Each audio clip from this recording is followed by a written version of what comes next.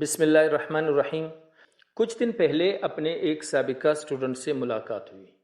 وہ کافی پریشان تھا۔ بات کرتے ہوئے اس نے کہا، میں نے صرف شوق میں شروع کیا تھا، پہلے تھوڑے پیسے لگائے، پھر کچھ جیت بھی گیا، لیکن آہستہ آہستہ میں اس میں پھنس گیا۔ اس کی بات سن کر مجھے دکھ ہوا، کیونکہ یہ صرف ایک شخص کی کہانی نہیں ہے۔ آج یہ ہزاروں نوجوانوں کی حقیقت بن چکی ہے۔ موبائل ہاتھ میں ہیں، اسکرین پر رنگ برنگے کھیل ہیں، اور ہر کسی کی ذہن میں ایک ہی خیال، شاید اب قسمت بدل جائے۔ اسی ماحول میں ایک نام سوشل میڈیا پر بڑی تیزی سے پھیل رہا ہے، N999۔ کچھ لوگ اسے ارننگ ایپ کہتے ہیں، کچھ لوگ گیم، اور کچھ لوگ اسے آسان پیسے کا راستہ سمجھتے ہیں۔ لیکن اصل سوال یہ ہے، کیا یہ واقعی کمائی کا ذریعہ ہے، یا صرف ایک ایسا جال جو آہستہ آہستہ انسان کو اپنی طرف کھینچ لیتا ہے؟ آج ہم N99 کی حقیقت پر تفصیل کے ساتھ بات کریں گے۔ تقریباً ہر ایسی ایپ کا آغاز ایک جیسا ہوتا ہے۔ آپ تھوڑی رقم لگاتے ہیں، کبھی جیت جاتے ہیں، کبھی ہار جاتے ہیں، اور پہلی جیت کے بعد انسان سوچتا ہے اگر 500 بن سکتے ہیں تو 5000 بھی بن سکتے ہیں۔ یہی وہ لمحہ ہوتا ہے جہاں کھیل بدل جاتا ہے، کیونکہ پھر انسان صرف گیم نہیں کھیل رہا ہوتا، وہ امید کے پیچھے بھاگ رہا ہوتا ہے۔ یہ صرف ایک گیم نہیں ہے، یہ انسانی ذہن کے ساتھ ایک سسٹم ہے۔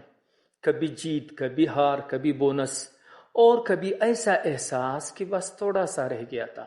یہ سب اتفاق نہیں ہوتا، یہ سب ڈیزائن ہوتا ہے۔ سائنس کے مطابق جب انسان کو اچانک ریوارڈ اور خوشی ملتا ہے تو دماغ میں ڈوپامین ریلیز ہوتا ہے۔ یہی کیمیکل انسان کو دوبارہ اسی چیز کی طرف لے جاتا ہے۔ اسی لیے بہت سے لوگ کہتے ہیں، مجھے پتا تھا یہ ٹھیک نہیں، لیکن پھر بھی میں چھوڑ نہیں پایا۔ پھر ایک وقت آتا ہے جب انسان ہارنے لگتا ہے، لیکن وہ رک نہیں پاتا۔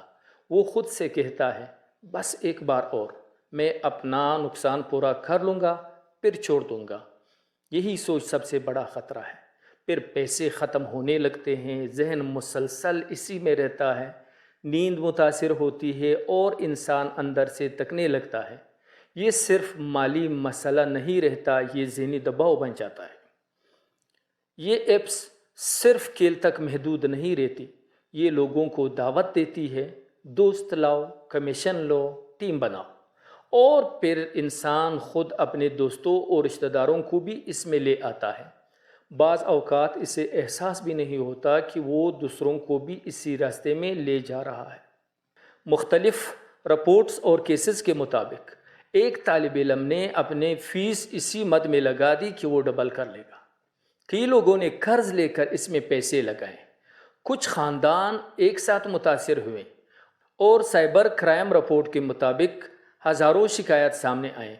اربوں روپے کے آن لائن فراڈ رپورٹ ہوئے ہیں، اور متعدد کیسز میں گرفتاریاں بھی ہوئی ہیں۔ یہ وہ حقیقت ہے جو اکثر اسکرین شاٹ کے پیچھے چھپ جاتی ہے۔ تو جب معاملہ اس طرح ہے، نوجوانوں کو معلوم بھی ہے، تو پھر نوجوان کیوں پھنس رہے ہیں؟ اصل بات یہ ہے کہ آج کا نوجوان دباؤ میں ہے۔ مہنگائی، بے روزگاری، اور سوشل میڈیا کی دکھاوے والی زندگی، یہ سب مل کر اسے شارٹ کٹ کی طرف دھکیلتے ہیں، اور یہی جگہ یہ ایپس استعمال کرتی ہیں۔ یہ خواب دکھاتی ہیں، محنت نہیں، صرف موبائل۔ حقیقت یہ ہے کہ آسان پیسہ اکثر آسان نہیں ہوتا، وہ مہنگا پڑتا ہے۔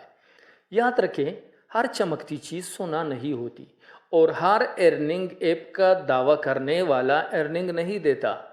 یہ ایپس شروع میں کچھ دے کر انسان کا اعتماد جیتتی ہے، لیکن آہستہ آہستہ وہ لے لیتی ہے، وقت، سکون، اعتماد، اور بعض اوقات رشتے بھی۔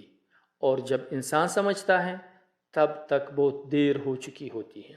کبھی کبھی انسان پیسے نہیں ہارتا، وہ اپنے سوچنے کی صلاحیت ہار دیتا ہے۔ اللہ تعالی ہم سب کو ہر دھوکے اور ہر فریب سے محفوظ رکھے، آمین۔